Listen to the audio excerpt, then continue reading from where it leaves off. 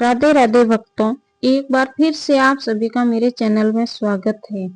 जो व्यक्ति कठिन परिस्थिति में ईमानदारी, दया और भगवान पर विश्वास बनाए रखता है, उसकी हर परीक्षा के बाद सफलता अवश्य आती है। महादेव अपने भक्तों को कभी अकेला नहीं छोड़ते। चलिए कथा शुरू करते हैं।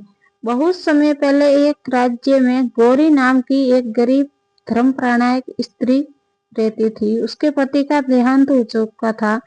वो अपने छोटे पुत्र के साथ जीवन बिताती।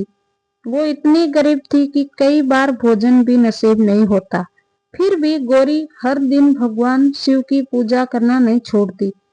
एक दिन गांव में सूखा पड़ गया, खेत सूख गए, कुएं खाली हो गए, लोगों के घरों में अन्न का दाना भी नहीं बचा।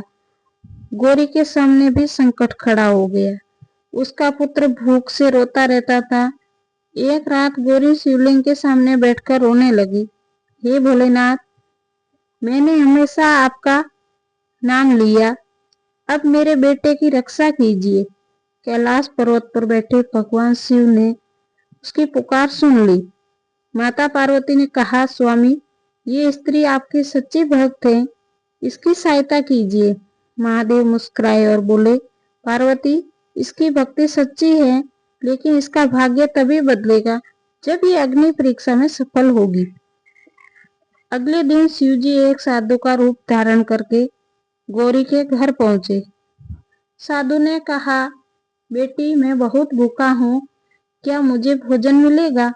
गौरी के घर में एक रोटी बची थी जो अपने बेटे के लिए बचा कर रखी थी।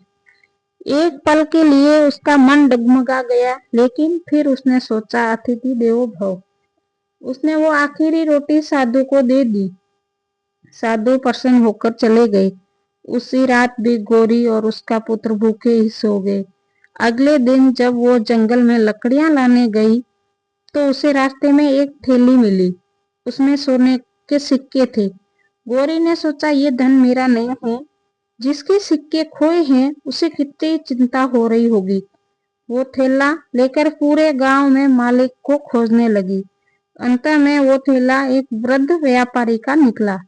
व्यापारी ने उसकी ईमानदारी देखकर बहुत प्रसन्न हुआ और उसने ईमान देना चाहा, लेकिन गौरी ने मना कर दिया।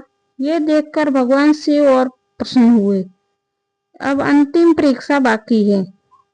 कुछ दिनों बाद एक भयंकर आग गांव में लग गई। लोग अपने अपने घर बचाने में लगे। तभी गौरी ने देखा, एक छोटा बच्चा आग के बीच फंसा हुआ है। सभी लोग डर रहे थे, कोई आगे नहीं बढ़ रहे थे।